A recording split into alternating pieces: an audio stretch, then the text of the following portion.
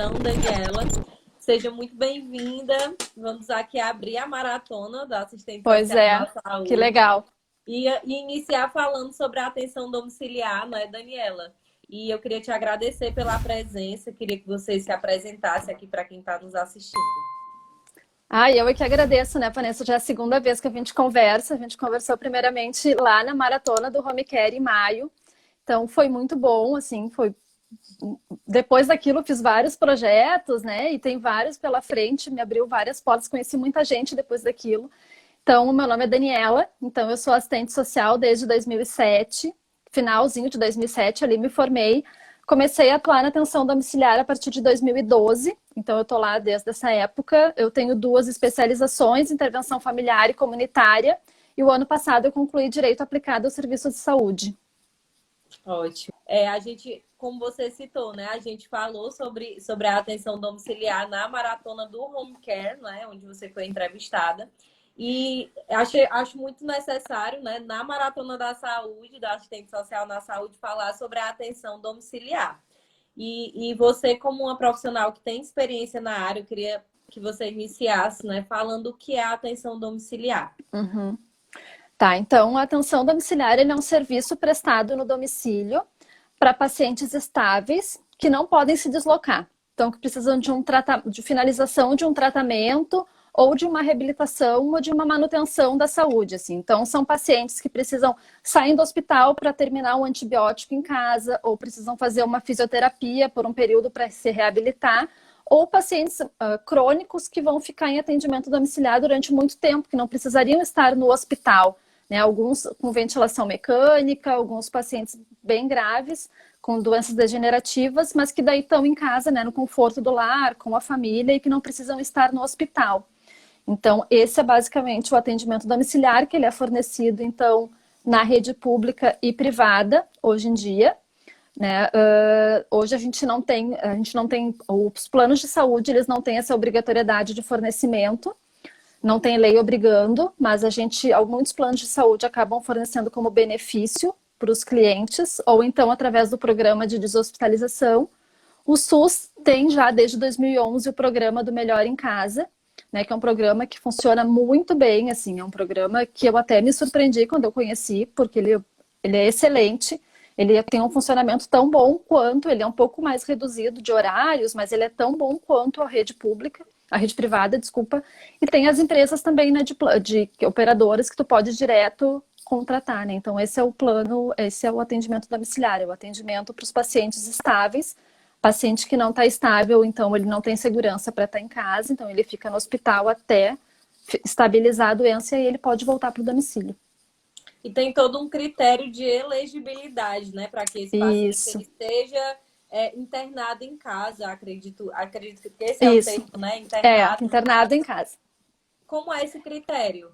Quais são os critérios que vocês utilizam? A gente faz os critérios básicos, tanto na rede pública quanto privada. Então, o paciente tem que ter um cuidador identificado logo que ele entra. Então, a gente faz uma avaliação, identifica o cuidador. Tem que ter um cuidador integral para os pacientes de internação, porque existe uma classificação de assistência domiciliar, que são os pacientes menos complexos, que são só atendimentos pontuais, uma nutricionista, um fisioterapeuta. Então, esse não tem obrigatoriedade, tem que ter um responsável pelo atendimento, mas o cuidador não tem que estar lá 24 horas. E os de internação domiciliar tem que ter um cuidador 24 horas sempre em casa. Então tem que ter um cuidador, o domicílio tem que ter condições de receber esse paciente, né? Tem que ter uma estrutura básica, água, luz, tem pacientes que precisam de equipamento, tem que ver se a família tem condições, porque tem toda uma rede elétrica, né? E tem às vezes um aumento na conta de luz, a gente tem que ver se a família tem essa condição, tem que ver se a família realmente tem condições de levar esse paciente para casa, né? Então também tem que ter um médico assistente presente, não adianta só o paciente mandar o paciente para casa, né? Tem toda uma responsabilidade. Então, basicamente é isso, cuidador, médico, estrutura domiciliar, sim, o paciente sempre tem que estar em contato com o médico, né? Então, isso a gente reforça bem no início do atendimento. Então, basicamente é isso. Entendi. E quais são os serviços que esse serviço cobre, né? Que a atenção domiciliar cobre? Uhum. Tá, daí vai depender, tá? Porque assim, tudo depende, a gente diz, né? Depende. Porque no SUS, então, a gente tem o Melhor em Casa, que fornece em 3 níveis, né? Que é o AD1, AD2 e AD3, que eles falam. Então, o AD1 são pacientes menos complexos, que têm alguns atendimentos pontuais. O AD2, então, que são pacientes de curativo ou de algum tratamento de antibiótico. E o AD3, que são pacientes de oxigênio, que tem que fazer diálise. Já na rede privada, como não tem essa obrigatoriedade, os planos de saúde não têm essa obrigatoriedade, não consta no rol da Agência Nacional de Saúde, então cada operadora acaba fazendo os seus protocolos de atendimento. Né? Ou então fazem combinações com a família através da deshospitalização, porque o atendimento domiciliar é um serviço compartilhado com a família. Então, muitas vezes, ou eles fazem protocolos, vamos atender sempre os pacientes de oxigênio, os pacientes de antibiótico-terapia, ou pacientes com doenças crônicas. Então, isso vai depender de cada operadora, né, essas combinações. Ou da deshospitalização também, é uma combinação com a família. A gente vai fornecer tal coisa e a família se responsabiliza por outra. E tem também as empresas particulares que a família pode direto contratar, que muitas vezes as operadoras de plano de saúde também contratam esses serviços para fazer o atendimento dos seus beneficiários, ou a família pode ir direto. Tem um familiar que não consegue cuidar, né, não tem condições, não tem estrutura. A família pode ir direto procurar esse serviço e dizer que precisa, aí essa empresa faz toda a avaliação no domicílio e vê o que precisa. Então, são os 3 campos, né, que é a rede pública, então, que é do Melhor em Casa, e a privada, então, que é dividida entre as operadoras de plano de saúde ou as empresas privadas de home care, né, de atendimento domiciliar. Eu ia te perguntar justamente agora a questão do espaço socioocupacional, né? O assistente social trabalhando com a atenção domiciliar. Quais são os espaços que ele pode estar ocupando? Esses 3, tá? Então, assim, o Melhor em Casa hoje ele tem na equipe assistente social, todas as equipes têm. As operadoras de plano de saúde, a maioria já tem assistente social. Claro que é pouco, tem uma, né, para trabalhar na atenção domiciliar, mas eu já conversei com várias pessoas que trabalham na atenção domiciliar em várias operadoras de saúde, então, assim, isso aumentou bastante, até porque a atenção domiciliar está crescendo em todo o país. Até depois da pandemia, aumentou mais ainda essa necessidade de ter atenção domiciliar, de liberar os hospitais. Então, teve essa necessidade, mas tem também o campo das empresas privadas, que é um campo que ainda não está bem explorado pelo assistente social, que é um campo que a gente pode atuar, mas que tem pouquíssimas assistentes sociais atuando. Assim. Aqui no Rio Grande do Sul, eu vou te dizer que eu acho que eu conheço uma empresa só que tem assistente social trabalhando nessa área. No Rio e São Paulo, eu sei que já é bem mais, assim, as empresas, já tem várias empresas em que contratam assistente social, mas esse é um mercado ainda que a gente precisa, que a gente tem espaço e que a gente ainda não conseguiu ocupar. Mas que é importante, porque quando abrem empresas de home care, o que eles pensam? Eu preciso de um médico, de uma enfermeira, uma nutricionista, um fisioterapeuta. Precisam só da parte clínica. E a família, quem vai cuidar? Né? Quem é que vai pensar na família? A quem cuida da família é o assistente social. Né? Então, eles não têm esse olhar. Então, são esses 3 campos, mas ainda a parte privada, ainda a gente ainda precisa crescer ainda, né? E assim, acredito que com certeza é um mercado que vai crescer bastante, né? E quando essas empresas, né, operadoras, elas descobrem o trabalho do assistente social, elas veem que é indispensável, né? Então, vocês que estão ocupando esse espaço agora, estão legitimando, né, a nossa ocupação nesse espaço, né? Acredito que é muito benéfico para a profissão, né? Trazer essa discussão para cá, mais pessoas conhecerem essa atuação. Com certeza. A saúde, ela é muito ampla, né, Daniela? E a atenção domiciliar também, né? A gente estava até falando que a atenção domiciliar, uma hora é pouco para falar sobre tudo que a atenção domiciliar envolve, né? Ela é muito complexa, né? Acontece muita coisa. Nada na atenção domiciliar ela é fixa e certa. Porque cada um é uma família, o paciente que tem o mesmo diagnóstico do outro não é igual, o tratamento não é igual, as pessoas não são iguais, então ele é totalmente diferente de um para o outro. Então, assim, campo de trabalho a gente tem, só que a gente não conseguiu ainda entrar, porque assim, não tem aonde o assistente social entre que não tenha trabalho. A gente sempre tem trabalho para assistente social, aonde quer que a gente vá, ainda mais lidando com a doença, com a família. A gente tem trabalho. Então, só que a gente tem que se apropriar disso e tem que saber, assim, qual é o nosso trabalho, qual é o nosso espaço para as empresas também nos conhecerem. Então, isso ainda está faltando nesse mercado, mas assim, eu vejo que no SUS, então a gente já conseguiu entrar, ainda é pouco, porque tem uma demanda muito grande de pacientes, Nas operadoras de saúde, a gente tem poucas assistentes sociais, mas assim, por exemplo, na que eu trabalho, são 8 assistentes sociais, então a gente é bastante, se a gente for pensar, né? Mas na atenção domiciliar sou eu. Então, isso tem, sempre tem. Mas nesse outro campo da privada mesmo, é que está faltando a gente entrar, né? E aproveitando, vamos falar um pouco sobre a atuação do assistente social, né, na atenção Uhum. domiciliar. Quais são as demandas que surgem para esse profissional? Qual é o papel do assistente social na atenção domiciliar? Tá. O assistente social, ele está em todo o processo do paciente no atendimento. Início, meio e fim. Então, quando o paciente entra, quem faz o acolhimento da família é o assistente social. Né? É feita uma avaliação da enfermagem, do médico e da assistente social também, para o paciente ter alta do hospital, passar pela deshospitalização, que a gente chama, né? Que é o processo de saída do hospital para ir para casa. Precisa ter uma avaliação social, tem que ter uma alta social. O paciente não pode simplesmente ir para casa porque a condição clínica dele está boa, né? Está estável para ir para casa. Então tem que ter esse olhar e a assistente social tem que poder dizer, olha, a casa dele não tem estrutura para atender. Então cabe isso à assistente social a sinalizar a equipe. Então toda a avaliação do paciente quando entra também é feita pela assistente social. Todo o monitoramento do paciente durante todo o período que ele fica em atenção domiciliar. Toda a articulação com a rede, articulação com a equipe, que é muito importante, que é feita periodicamente, até a parte do desmame do paciente, que é quando ele tem alta, que é uma parte muito difícil, porque todo mundo acha, o paciente vai ter alta, é super fácil fazer isso, né? A gente articula, fala com a família e pronto. A gente imagina que sim, né? Mas Isso que eu vou te dizer que é uma das partes mais difíceis é tu dar alta para um paciente da atenção domiciliar. É extremamente difícil. Um paciente de assistência que tem atendimento pontual é muito tranquilo, mas os pacientes de internação domiciliar, em que eles se acostumam com o atendimento, que eles se acostumam com, eles se sentem largados. Então, assim, é um trabalho de formiguinha. A equipe toda, quando a gente fala, vamos dar alta para um paciente, a gente se prepara para aquilo.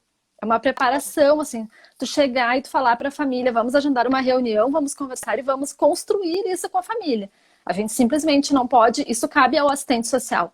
Sinalizar, né, conversar com toda a equipe, ver a alta e sinalizar para a família e fazer as combinações. Então, isso também cabe ao assistente social e principalmente a mediação de conflitos, assim, que é onde a gente mais atua.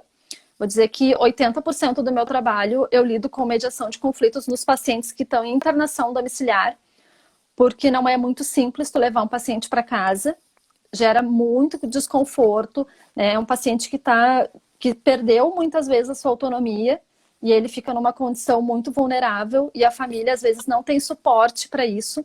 Então tem um cuidador também muito fragilizado, às vezes tem filhos, às vezes era o provedor da casa, a pessoa que organizava tudo e aí vira tudo, né? Fica aquela confusão até eles se reorganizarem. A gente diz que tem a síndrome da primeira semana, quando ele vai para casa, e aí depois começa a se tranquilizar, mas no decorrer de que ele vai tendo o atendimento, eu costumo dizer assim, o conflito ele é inerente ao atendimento domiciliar. Não existe atendimento domiciliar em que em algum momento a família não vai te ligar para te dizer que aquilo não tá bom. Olha, eu não aguento mais. Eles te dizem exatamente assim, eu não aguento mais, me ajuda. Isso é o que eu mais escuto. Então, o atendimento domiciliar faz muito essa mediação de conflitos com a empresa, né, com os prestadores, com a equipe e o domicílio, né? O paciente até que eu vou te dizer que não é tanto assim, porque o paciente ele está ali sendo bem cuidado pela equipe. É mais um conflito da família que não consegue às vezes suportar, assim, porque são pessoas entrando na casa deles o tempo inteiro, não tem mais a privacidade, aí começa a vulnerabilidade social, aí começam as fragilidades, então os limites, até quando vai aquela situação. Então, o assistente social lida muito com isso também. Esse é o papel do assistente social, assim, no início, meio e fim de que o paciente está em atendimento. E é uma presença essencial, né? Se a gente for Sim. parar para pensar, o próprio conceito de saúde, né? O bem-estar físico, mental. Sim. E tudo isso é um trabalho em construção de uma equipe, né? De todo mundo. E essa equipe tem que estar muito bem preparada, né, Daniela? Sim. Porque, de certa forma, invade a privacidade dessa família, né? A família tem que abrir mão daquele espaço e tem a convivência. Convivência não é fácil. Não. Né? Cada um tem uma personalidade, uma característica. Então, essa convivência não é fácil. Com certeza, eu imagino que seja bem comum essa questão de conflito surgindo como demanda para o assistente social, né? Eu vou te dizer que quando a família diz que não tem conflito, eu já fico com uma pulga atrás da orelha. Porque, porque assim, é muito difícil não ter em algum momento, não ter um conflito. Porque são pessoas, é muita gente circulando em casa, é muito complicado mesmo. Então, sempre vai ter um conflito ou outro em que o assistente social vai ter que fazer alguma intervenção, vai ter que mediar, e aí fazer com que cada um ceda um pouco, porque o paciente não pode ficar sem atendimento, né? Às vezes muitas vezes a família não aguenta e começa a dispensar o atendimento e o paciente precisa. Então, tu também tem que mostrar para a família que aquilo é importante para o paciente, senão ele vai voltar para o hospital. Né, que a família tem que ter um pouco de paciência, porque a equipe às vezes não é a que ela quer, ainda mais nessa época de pandemia que a gente está em que não tem profissional em casa. Então a gente está vivendo esse conflito ainda pior, assim, né? Além e a troca de equipe, né? Também a troca de equipe é bem complicado. É bem complicado. Todo mundo acha isso é muito fácil. Não, não é fácil. É um quebra-cabeça, assim, que é feito para atender. Então, a mediação de conflitos e o desmame são coisas bem difíceis que as pessoas acham que é muito simples, mas que não é, e que demandam muito do assistente social. Com certeza. E o trabalho com a equipe multidisciplinar, Daniela? Eu digo assim, o assistente social não trabalha sozinho, né, na saúde em nenhum outro lugar. Né? Então, a gente troca muito. Ultimamente a gente tem feito reunião semanal, então isso vai depender de cada equipe, né, de cada setor, né, que se organizar para isso, mas assim, a troca com a equipe é importantíssimo.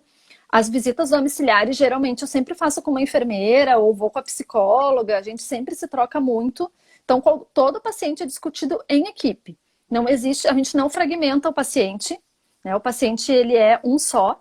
Então, a gente não pode tratar só a saúde, tratar só a doença, tratar só o psíquico, né? Só o social. A gente tem que juntar tudo. Então, cada um pode fazer sua visita, pode fazer o seu monitoramento, ter o seu, né, contato com a família, mas depois a gente junta tudo, porque isso vai definir o tratamento do paciente. Né? A gente tem que estar todo mundo falando a mesma linguagem, né? Imagina a família liga para uma enfermeira e aí não sabe o que combinou com o assistente social. Então, é uma troca. A gente passa o tempo inteiro trocando com a equipe. Isso é primordial, né? Tem a figura também do cuidador social, né? Que de um tempo para cá a gente vê que tem muitos cursos, inclusive, né, de capacitação. De certa forma, é uma profissão nova, né? Que a gente não conhecia. Eu, pelo menos, não lembro disso existir há tanto tempo. Mas, assim, a atenção que vocês dão para o cuidador social, porque o cuidador social ele é indicado pela família, né? Isso. E só que, de certa forma, ele está trabalhando ali em conjunto, a comunicação dele com a equipe é muito importante, né? Como é essa relação com o cuidador social? O paciente não pode ir para casa se ele não tiver um cuidador, né? Ou da família, ou contratado por eles. É um dos critérios de elegibilidade. Então, esse cuidador, ele é quem vai fazer a ponte entre o paciente e a equipe. O contato do assistente social, a maioria das vezes, é com esse cuidador. Qualquer conflito que acontecer, qualquer combinação que acontecer, vai ser sempre com o cuidador. Ele vai ser o porta-voz do paciente, digamos assim. É com ele que a gente vai tratar as questões, né? Só que ele é uma pessoa tão importante, mas ao mesmo tempo ele é uma pessoa muito, assim, que em muitos casos ele fica muito desgastado, porque acaba sendo tudo sobre ele. Então o olhar do assistente social sobre esse cuidador, ele é muito importante. Então tem que o cuidado bem também, né? Se ele não estiver bem, ele não vai cuidar bem do paciente. E aí começam os conflitos, porque ele não está bem. Então, qualquer coisinha vai irritar ele, vai ficar irritado, qualquer atraso ele já não vai gostar. Então, é ali que começam a surgir. Porque o que acontece? Quando ele ter um paciente em casa é muito complicado. Tu viver a doença 24 horas de um paciente é muito difícil. Não é uma coisa simples, né? No hospital, ele ainda tem todo o cuidado. É diferente quando o paciente está em casa, mas quando ele vai para dentro da sua realidade, para dentro do domicílio, é muito complexo. Na primeira semana, a família aguenta, na segunda semana, na terceira, na quarta, o cuidador já não aguenta, porque ele passa 24 horas vivendo aquilo. Muitas vezes os cuidadores não saem de casa, eles não têm final de semana, eles não têm noite, eles não têm nada. Eles vivem aquela demanda vivem a doença. Né? Eles vivem a doença com o paciente. A gente costuma dizer que ele vai, assim, se ele não se cuida, ele vai ficar tão doente quanto o paciente. Ele precisa estar bem. Se ele ficar doente, quem é que vai cuidar do paciente? Né? Mas é muito difícil ele entender isso ou de ter outra pessoa na família que consiga revezar com o cuidador. Geralmente cai a responsabilidade sempre em cima de um. Né? Então a gente conseguir reunir, esse é o papel também do assistente social, de mostrar para o restante da família de que esse cuidador precisa ter uma folga. né? Precisa ter uma válvula de escape, ele precisa ter alguém, e outras pessoas também precisam se agregar nessa assistência que ela é compartilhada, né, com a família toda, e que isso vai fazer bem para o paciente. E no momento que o cuidador estiver estressado, isso vai gerar também um mal-estar no paciente. Isso reflete no paciente, reflete toda a equipe. Então, o cuidador é uma figura extremamente importante. Assim, depois do paciente, o cuidador é a pessoa mais importante do atendimento. A família ela tem liberdade para contratar o cuidador e a própria família decidir quais são as atividades que ele Sim. vai estar fazendo, porque ele pode ser exclusivo para o paciente, né? Cuidar só do paciente. Tem cuidador também que pode ser responsável pela casa como um todo, né? Limpeza. Daí vai depender da Vai contratação que a depender da... família fizer. Aí vai depender, assim, o cuidado com o paciente, o cuidador sempre tem que ter, que são as atividades de lazer, auxiliar no banho, auxiliar numa medicação, auxiliar na mudança de decúbito, essas coisas mais simples, que não precisam de um técnico de enfermagem, é papel do cuidador. Mas também esse cuidador tem as questões do domicílio. Quem é que vai fazer a comida? Quem é que vai abrir a porta quando tocar? Quem é que vai atender o telefone? Quem é que vai fazer uma limpeza na casa? Então, esse papel desse cuidador pode ser que a família contrate duas pessoas, uma pessoa para cuidar e uma pessoa para... Porque o que acontece? O que tem visto, assim, muitos pacientes sozinhos, sem família, morando sozinhos. Então, a família acaba contratando um cuidador e alguém para fazer as atividades domésticas. Então, isso está crescendo bastante o número de pacientes que não têm família, que moram sozinhos, né?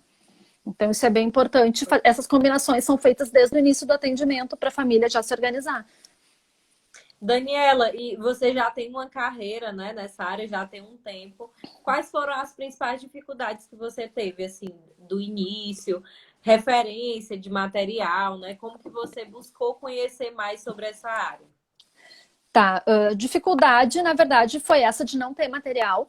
Quando eu entrei, em 2012, eu já tinha o serviço social formado, então, para mim foi mais fácil, porque as meninas que já estavam lá já tinham mais ou menos, apesar de que a gente teve muitas mudanças nesse período, mas foi mais fácil para mim. Mas mesmo assim, eu tentei ir atrás de material e não tem.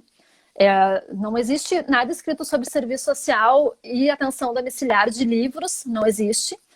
Já fui atrás de muitos, tem alguns artigos muito bons, mas livros, e mesmo assim é muito pouco, né? É uma escassez muito grande. Então, tu acaba aprendendo muito na prática e com a tua colega, né? Tu vai atrás e tu vai aprendendo. Então, essa foi uma das dificuldades, assim. E a outra dificuldade que eu vejo que não é só na parte de assistência, não é só na parte da saúde, só na atenção domiciliar, mas é como um todo, que é aquela coisa que a gente tem que estar sempre se reafirmando para a equipe, né? Eu sou assistente social, esse papel é meu, eu também sou importante. Então, isso também eu notei um pouco de dificuldade no início, assim. Hoje eu já não tenho mais tanto, porque eu já estou atuando com a equipe a mesma durante bastante tempo, e a gente já conseguiu ter uma troca, uma liberdade, assim, de um poder dizer para o outro, olha, eu vou até aqui, aqui é teu, aqui é da enfermeira, né? Aqui é a parte social, deixa que isso aqui eu vejo. Hoje a gente já tem uma liberdade para fazer isso, mas quando eu entrei foi muito complicado, assim, porque eu não queria também me impor, uma pessoa nova chegando, sem muita experiência, né? E aí tu não tinha muito recurso, muito material, não conhecia ninguém. Então, no início foi um pouco complicado, assim, da gente. E eu noto, conversando com as outras pessoas, de que tem também essa dificuldade, né? A gente tem uma demanda muito grande. Qualquer assistente social que tu vai conversar vai te dizer a mesma coisa. A gente tem uma demanda enorme de trabalho, né? E a gente precisa da equipe, mas a gente não consegue botar o nosso, dizer, né, que realmente qual é o nosso papel. Então eu vejo essa dificuldade, assim, né? E existem normativas, né, que envolvem a atenção domiciliar, mas são poucas, né, Daniela? Isso. Hoje só tem a RDC-11, que é uma RDC, norma... RDC-11, que é uma normativa da Anvisa, que ela dá toda a normativa de como deve ser o SDA, que é o Serviço de Atendimento Domiciliar. De qualquer serviço de atendimento domiciliar, ele tem que se basear nessa normativa. É uma normativa bem ampla, mas ainda faltam recursos, assim, muita coisa a gente precisa ir atrás do caderno de atenção domiciliar do SUS ou caderno de atenção domiciliar do NEAD, que é o Núcleo das Empresas Nacional de Atendimento Domiciliar. Então, eu sou uma que eu uso esses dois como bíblia, assim, tudo que eu preciso eu vou atrás desses dois, porque não tem muito material, e de normativa só tem a RDC-11 mesmo, que daí ali explica o que é o cuidador, o que é o médico visitador, qual é o papel do técnico de enfermagem na casa, o que tem que ter no domicílio, como é que tem que ser o registro, né? Então, aí explica os critérios de elegibilidade, que tem que ter água, tem que ter o suporte tem que morar numa região onde tem um suporte pré-hospitalar, que isso eu não falei no início, mas é bem importante. Tem que ser um lugar onde vai chegar uma ambulância para o atendimento, e tem que ter um hospital de referência próximo também, porque se o paciente passar mal, tiver alguma instabilidade clínica, tem que dar tempo dele chegar até o hospital. Então, isso também é um dos critérios para a elegibilidade do paciente. Daniela, uma coisa, com relação a termos, né? A gente usa muito o termo home care. Existe diferença entre o termo home care e atenção domiciliar? Porque esse é um termo de fora, né? Sim. Inclusive, eu utilizei na maratona, mas, assim, a gente tem uma normativa, mesmo que curtinha, mas a gente tem, né, relacionada aqui a nível nacional, relacionada à atenção domiciliar. Então, qual o termo ideal? Home care, atenção domiciliar? No Brasil, atenção domiciliar é o termo usado pelo Ministério da Saúde e pela Anvisa. Esse é o termo básico, assim. Home care surgiu porque, na verdade, é muito utilizado no exterior, né? Então, veio para cá e como é teoricamente novo a atenção domiciliar, então acabou que ficou. Vou te dizer que aqui no Sul a gente pouco usa home care. Aqui no Sul pouco a gente usa home care, assim. No início, quando eu comecei, o próprio serviço que eu trabalho se chamava home care. Agora ele já é atenção domiciliar. Mas porque a gente começou a estudar e a ver que o Ministério da Saúde não usa. Se tu entrar no Ministério da Saúde, tu nem acha como home care, tu não tem essa informação. Mas as empresas privadas usam ainda muito home care, assim. Mas o termo certo, segundo o Ministério da Saúde, não que home care esteja errado, ele não está errado. Mas ele é um serviço amplo, home care, né? É o que fornece tudo. Mas a atenção domiciliar é como um sinônimo, assim, né? Mas no Brasil se usa atenção domiciliar. Ótimo. Daniela, com base na sua experiência, se você se deparasse com uma situação na qual você fosse contratada por uma empresa, né, que presta serviços de atenção domiciliar e você tivesse que entrar lá no setor de serviço social, implantar o serviço social, o que você faria? Quais seriam os passos, os primeiros passos que você tomaria? Primeiro tem que conhecer quem são o teu paciente. Primeira coisa, conhecer a tua carteira de pacientes. Quem são esses pacientes? Quem são essas famílias? Né? Então, quais são de internação domiciliar, que são os pacientes mais complexos, e quais são os de assistência domiciliar? Geralmente, o assistente social ele fica mais nos pacientes de internação, que são os pacientes que têm mais atendimento. Mas os de monitoramento, de assistência domiciliar, também precisam do apoio do serviço social, mas podem ser mais espaçados. Então, a primeira coisa que eu faria, que a gente fez no nosso trabalho, foi conhecer esse paciente. Então, assim, desde quando que ele está no serviço, qual é a doença de base, porque assim, às vezes tu pensa assim, tu não é médica, tu não precisa saber a doença do paciente. Mas às vezes tu chega e a família te pergunta, tu sabe o que é fibrose cística, né? Tu sabe o que é esclerose lateral amiotrófica. Então, assim, até para te poder conversar com a família, tu tem que saber um pouquinho do que é, qual é o prognóstico daquele paciente. Como é que vai ser a evolução daquela doença? Ele vai conseguir melhorar ou não? Então, tu tem que ter pelo menos uma noção básica do que é, o que o paciente tem disponibilizado no programa de atendimento dele. Tu tem que saber quando tu vai na casa, quais são os equipamentos que são fornecidos ou no serviço público ou privado, tu tem que ter essa noção também. Qual é a equipe que vai, então tu tem que conhecer qual é a condição social dessa família, quem são as pessoas responsáveis, quem é o cuidador, tu tem que fazer um bom vínculo com essa família, fazer uma visita domiciliar, conhecer, estipular os pacientes de monitoramento, tu vai ver em quanto tempo, como é que tu vai monitorar esses pacientes, uma vez por mês tu vai ligar, os de internação domiciliar são pacientes que precisam de um acompanhamento melhor, então uma vez por semana, uma vez por mês, vai depender do número também de pacientes que tu tens, né, na tua carteira. Então, a primeira coisa, tu tem que conhecer esses pacientes e ver quais e também acompanhá-los para tipo, ver qual que tu vai poder fazer o desmame junto com a equipe, vai poder sugerir o desmame, né? Porque, claro, o desmame surge primeiro da parte médica, né, que diz que o paciente clinicamente está bem, mas depois o assistente social entra para poder negociar com a família, né? Então, tem tudo isso. Tem que conhecer bem o teu paciente, conhecer quem é os de assistência de internação, montar um plano para esse paciente, um plano social, ver quais são as demandas que tu vai ter, né? Porque alguns pacientes de internação domiciliar são mais tranquilos, eles não apresentam tanta vulnerabilidade social, eles têm um acompanhamento, uma estrutura familiar melhor. E outros vai ter uma estrutura menor, que tu vai precisar estar mais ativo. Então, tudo isso vai depender. Assim, eu tento sempre fazer um planejamento. Assim, a gente diz que o atendimento domiciliar ele é tão complexo que a gente não consegue fazer. Assim, eu me programo para a semana toda eu fazer 10 visitas. Às vezes eu faço 2. Porque ou o telefone toca o tempo todo, ou porque quando eu estou saindo a família liga desmarcando, ou porque quando eu chego na casa o paciente não está bem clinicamente, ou porque a fisioterapia atrasou e aí o cuidador quer estar presente. Então ele é muito complexo, mas a gente tenta, na medida do possível, seguir um cronograma para poder acompanhar essas famílias, né? E saber que se você que for entrar na área, né, que pretende trabalhar na área, não é um trabalho padrão, Não, padronizado, né? São diversas demandas, as famílias são diferentes, né? Cada família tem suas particularidades, as doenças, né, os problemas que essas pessoas estão enfrentando são diferentes, o relacionamento com a totalmente, família, enfim. totalmente. Aproveitando esse gancho, Daniela, com relação à pandemia, com Uhum. relação à pandemia no teu trabalho, como que você se sentiu afetada? Na verdade, eu estou trabalhando em home office desde março, então estou tendo bastante dificuldade, assim, em função de que a gente precisa. As visitas domiciliares são importantíssimas para a gente estar acompanhando. O boom assim da pandemia chegou aqui no Rio Grande do Sul, deve fazer 1 mês, 2 meses no máximo, então foi que quando a gente sentiu mais isso. Agora que as famílias estão evitando, assim, estão pedindo para a gente não ir nos domicílios, porque no início foi bem difícil, assim, eles queriam que a gente fosse no domicílio mesmo assim, e a gente tinha que explicar que, olha, vamos fazer videochamada. Então a gente começou a fazer reunião por chamada. As reuniões, claro, a gente teve esse lado que assim, agora a gente diz, vamos fazer vídeo chamada amanhã, vamos fazer uma reunião e a gente consegue. Não precisa organizar com toda a equipe o horário da assistente social, da enfermeira, da família, né, da empresa, a gente consegue se organizar para isso.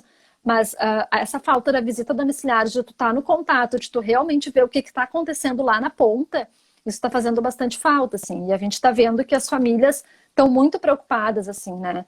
Deu uma preocupação muito grande, uma insegurança muito grande nas famílias, porque o atendimento começou a ficar um pouco, não digo precário, mas assim, a correr um certo risco, porque não tem profissional para atender.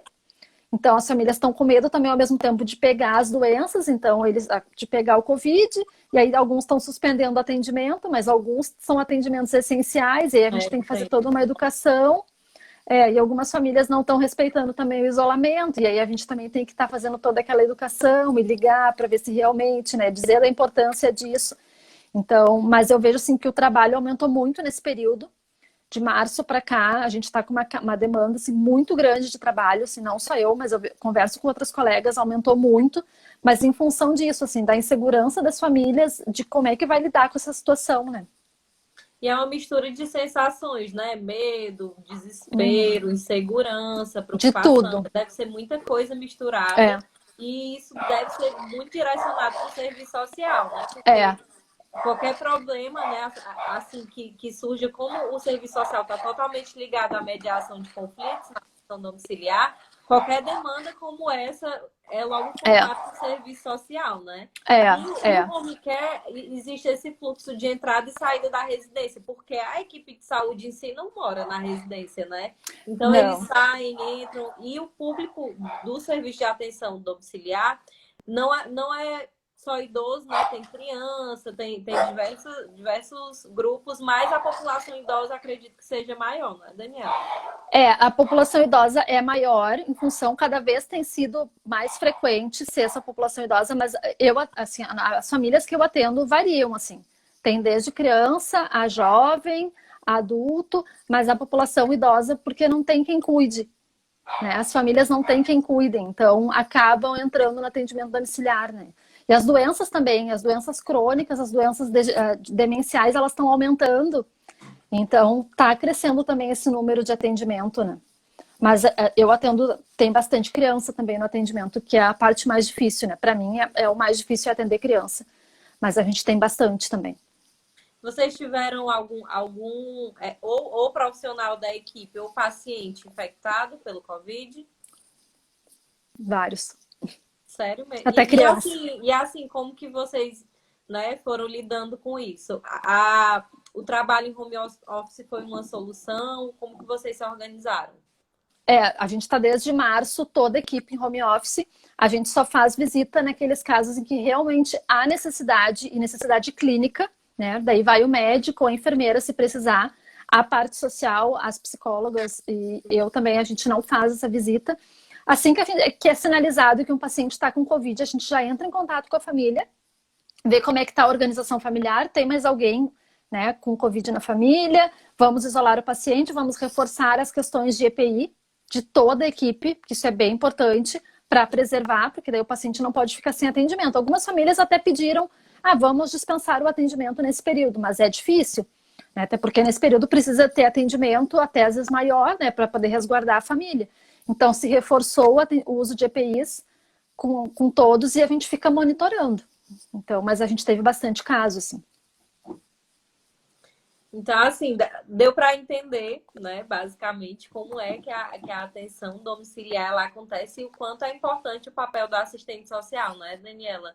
Eu acredito que é um mercado que vai crescer muito, que muitos assistentes sociais vão ter essa oportunidade de estar ocupando esse espaço socioocupacional, que é um espaço super importante, né? Tanto de reafirmação, né, de serviço social, quanto de melhoria no serviço da atenção domiciliar, né? Para o alcance realmente da excelência. Com certeza.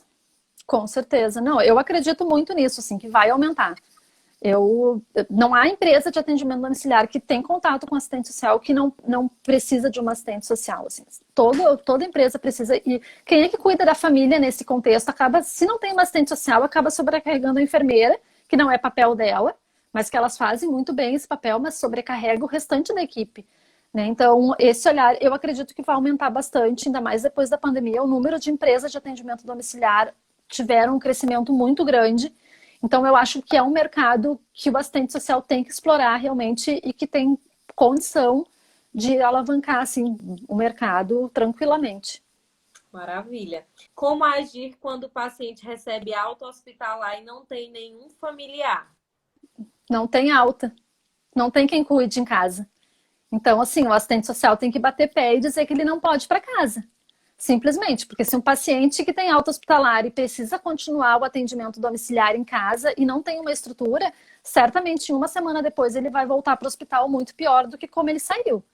Então, ele tem que ter no mínimo uma estrutura para ser atendido em casa. Então, assim, o assistente social tem que sinalizar isso para a equipe, registrar em prontuário e bater pé. Então, enquanto a família não se organizar para ter uma estrutura domiciliar em casa, em condições de levar o paciente para casa, o paciente não pode ter. É difícil lidar com algumas famílias do paciente domiciliar. É assim. Bastante. Entendeu? Entendi. Não, é bem difícil. É bem difícil, assim, porque eles acham que quando entram no atendimento a gente faz uma reunião, né?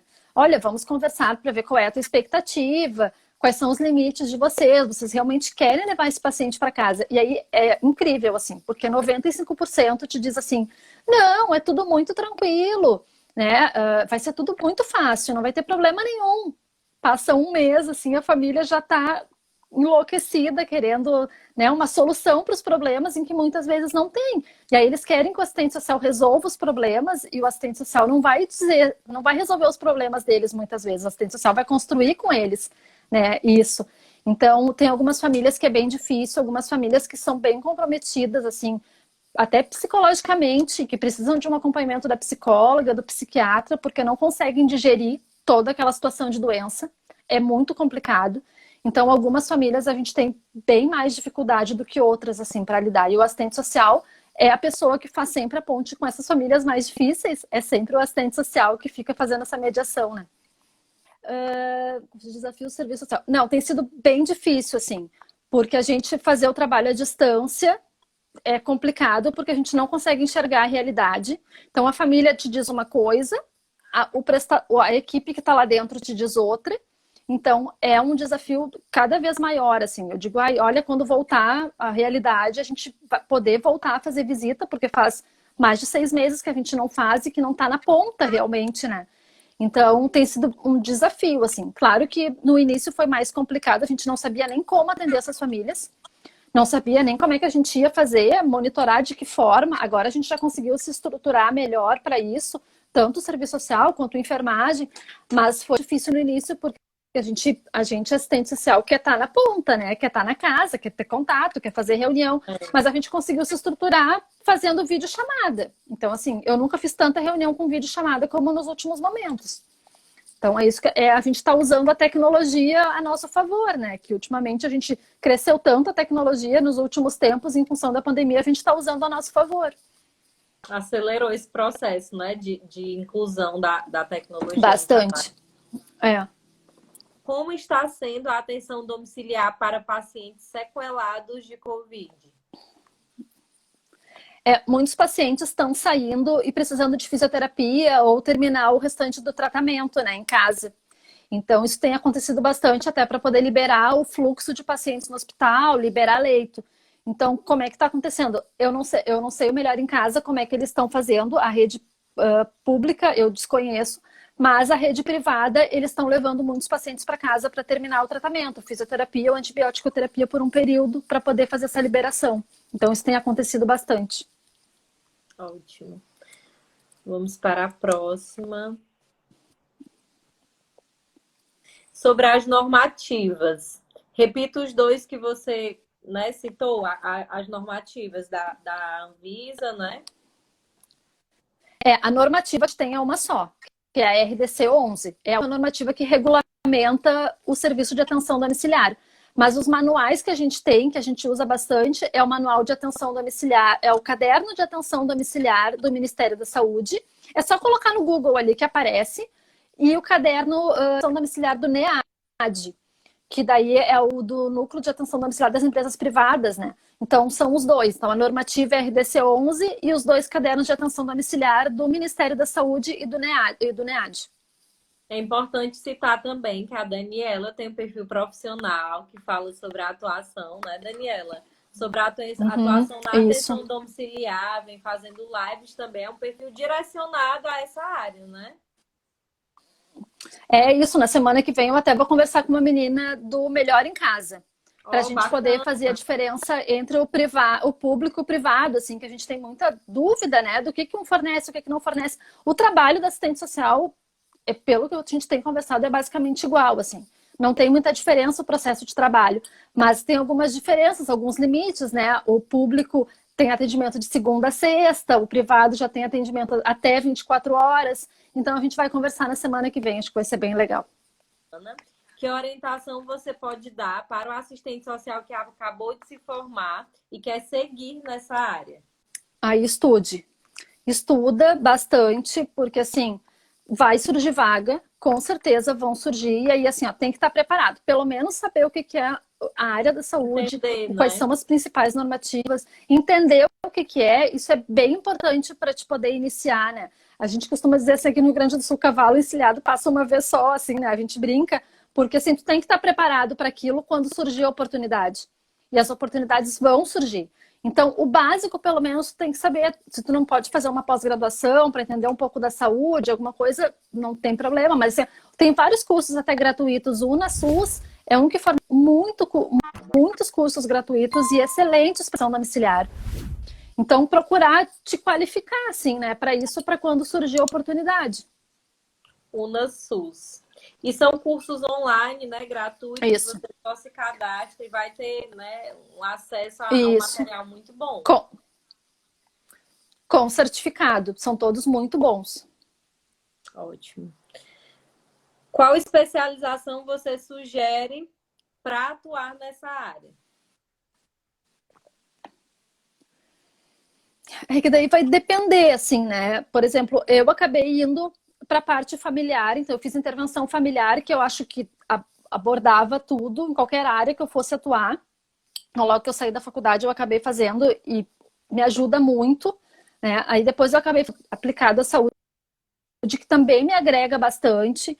Então, vai depender de como é que vai indo a tua rotina e do que tu mais gosta também, né? Tu tem que saber qual área que tu mais gosta. Então, vai depender de cada um mesmo, mas tem pós-graduações excelentes, né, no mercado. Exatamente. É assim, envolve um planejamento de carreira, né? Você entender onde você quer chegar, isso. Conhecer um pouco sobre a atenção domiciliar, não tem como dominar tudo, mas pelo menos procurar conhecer. E existem diversas especializações na área da saúde, você vai ter que ter essa expertise de verificar a grade, né? De pesquisar a universidade para ver se adequa ao seu objetivo. Porque existem diversas especializações na área da saúde, né? Se você quer algo bem direcionado, sim, tem bastante. Tem bastante coisa. A Elisângela comentou aqui que tem muita dificuldade com o privado na viabilização, pois sempre direcionam para o SUS. Tá, é que assim, ó, o plano de saúde não tem obrigação de fornecer a atenção domiciliar, não consta no rol da Agência Nacional de Saúde. Então vai depender de cada operadora de saúde de como é que eles vão fornecer. Realmente algumas não fornecem nada. Alguns fornecem algumas coisas, então vai depender da operadora de plano de saúde, mas obrigatoriedade mesmo, isso não tem, não está no contrato do paciente quando ele assina, quando ele faz o plano para ter esse atendimento domiciliar. Os planos de saúde acabam fazendo um benefício para pacientes, É como mas se fosse um eles não têm essa bônus obrigatoriedade, então depende, né? É um bônus, é um benefício que eles fornecem. Então tá explicado. Esse é um dos principais motivos, né? Se não o motivo pelo qual a atenção privada é direcionada. Acredito que os planos que não cubram, eles direcionam tudo para a rede pública, né? Isso. Mas aí, claro, daí vai também da assistente social fazer toda a articulação com a rede pública, de dar o caminho para o beneficiário, não deixar o beneficiário simplesmente à deriva e sozinho procurar. Né? A gente acaba levando ele também para isso, faz contato com a rede, explica como é que faz todo o caminho para ele conseguir isso de uma forma melhor, né? Paciente em condições de alta e a família não aceita. Como que vocês lidam? Muita conversa. Foi bem interessante. Muita conversa, assim. As famílias geralmente demoram muito para entender que o paciente está tendo alta porque ele está bem, né? E não porque porque a gente está abandonando aquilo, ou porque a equipe está abandonando ou negligenciando aquilo. Então, o nosso maior aliado da equipe é o médico, né? O médico acaba tendo esse papel bem clinicamente.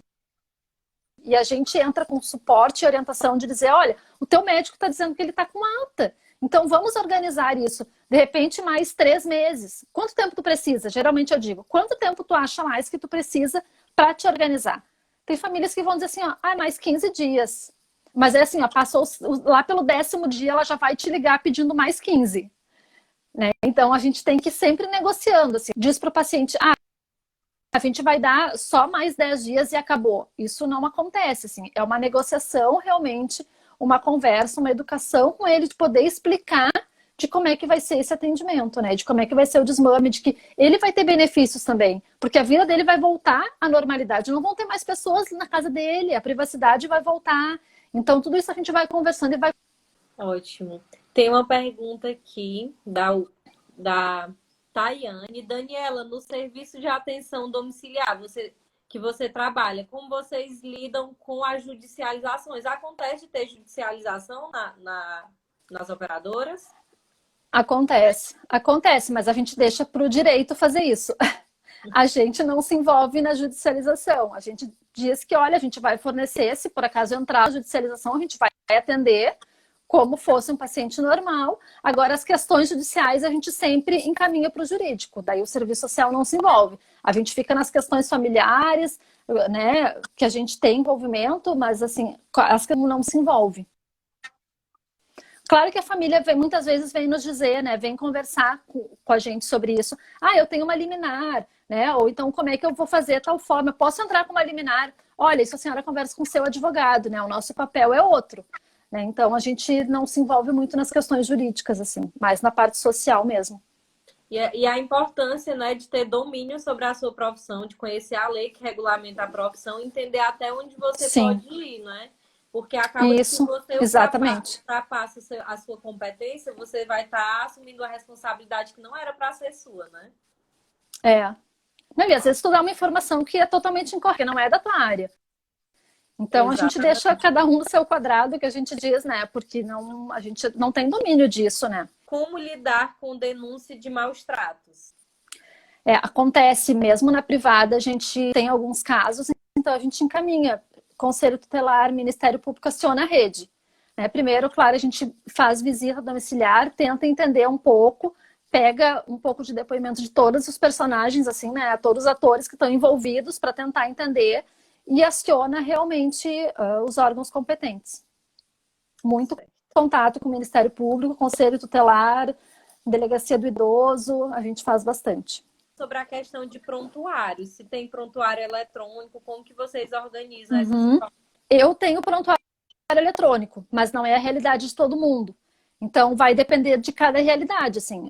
Eu tenho o prontuário eletrônico, em que é comum para todos os profissionais.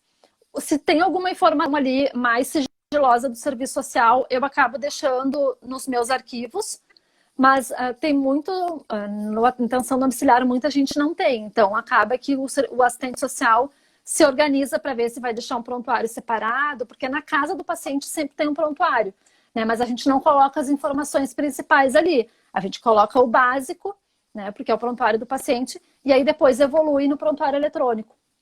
Ou na evolução, né? Se estiver disponível, né? A gente daí tem que ver a realidade de cada profissional. Tem uma quantidade de paciente para acompanhar? Tem limite de demanda? Como é que vocês organizam isso? Assistente social não tem limite de demanda em nenhum lugar. É enorme, né? Que o assistente social tem E o que mais tu der para o assistente social, ele vai dar conta de fazer. O assistente social sempre dá conta de fazer mais, sempre. No SUS, a equipe são 60 famílias que o SUS atende, cada assistente social, cada equipe no Melhor em Casa atende até 60 famílias. Eu já atendo mais. Hoje a gente deve estar com umas 250 famílias. Então vai depender, não tem limite. Depende tudo da organização da assistente social, de conseguir organizar e dar conta, assim, né? E para isso você precisa ser bem organizada, porque tem que registrar tudo, né? Tem que ter controle de tudo, de visita, de... Acredito que você recebe muita reclamação, vai direto para o serviço social? Bastante. Reclamação vai direto para o serviço social. A família pedindo para trocar a equipe. Tudo é com serviço social. Tudo vai para o serviço social. Eu digo que às vezes eu sou o setor de reclamações, de ouvidoria, é o serviço social. Porque realmente tem bastante esses pedidos e é o serviço social que atua. E, assim, essa questão do registro é bem importante, porque como a gente atende muito paciente, às vezes se tu esquece de fazer um registro, tu já esqueceu a informação no outro dia. Tu já não lembra mais, já confunde. Então, assim, é bem importante fazer o registro no máximo 24 horas depois, nem que seja num rascunho, num papel. Quando tu vai fazer a visita, tu leva ali, né, faz algumas informações e chega e passa para o papel para te poder fazer um relatório social. Porque já aconteceu, deu fazer várias visitas uma atrás da outra e não evoluiu. Chegar e eu não lembrava. Então, isso é bem importante mesmo para o assistente social fazer esse registro, né, o quanto antes. Com certeza. Até evitando processos de judicialização, né, que precise de todas as informações de tudo que aconteceu. É sempre bom. Tudo. Assistente social tem que ter um cadernozinho diário para estar todo dia anotando, atualizando tudo que acontece, né? Sim.